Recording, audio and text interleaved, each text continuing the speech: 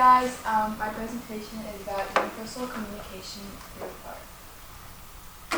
The artist I chose was Van Gogh, who was born in 1853 in the Netherlands and passed away in 1890 due to poor mental health at age 34.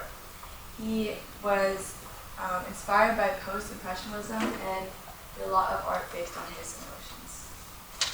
The first painting I chose that was painted in 1888, I chose this one because it really reminded me of the dinner I had with my family in Italy. Like, it has a calm sense with the warm tones of yellow. And you can see up above there are stars, which is one of the first times Van Gogh practiced the star strokes that we can see later in his paintings. But yeah, he just overall gave a sense of calm and serenity in his painting with the colors that he used. Which leads me to my second painting, Starry Night, that was painted in 1889. He got inspiration from this by sitting at the window of the asylum that he was in due to his mental health. The swirling brushstrokes show distress and turbulence in the sky that really showed similarly to Van Gogh's emotions. And then the big darkness in the middle of the painting is interpreted as a cypress tree, which in many religions shows death and grief. And also the stars here show hope and like heaven-like features that are just out of reach for Van Gogh. Which leads me to my last painting, which is very different than the other two cityscapes like Starry Night and Cafe Terrace, as it's a lot more closed off than the other ones.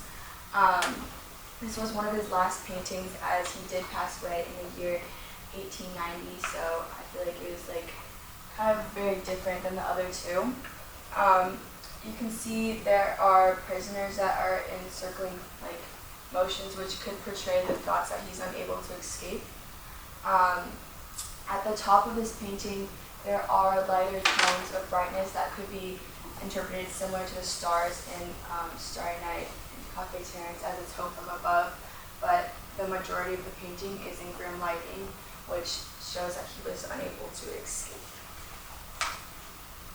I connected to this to the article by KaylaR. She believes too that humans can be brought together, and is also a universal language, similarly to Sonny Rollins. I can see that Van Gogh does this through different paint strokes, colors, and settings. So yeah, communication brings us together through art, and it's able to connect us.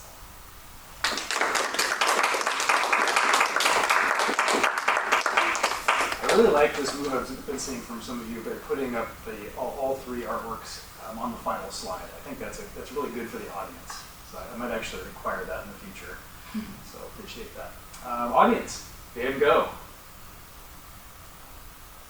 Questions, comments, compliments?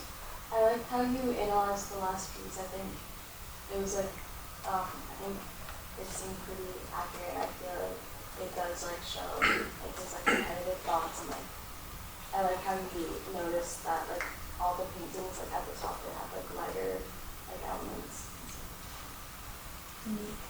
I like how you like gave us all the pieces and then told us what article you connected it to, because it was just kind of like made sort of a difference compared to the other presentations.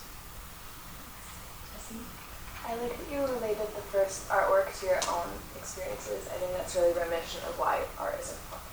Yeah. Can you say just a little bit more about Blanchette's connection? How did you apply Blanchette? So in her first couple articles, like paragraphs, she talks about like how like during COVID she felt very like separated, and how like art can tie us together even when we're isolated.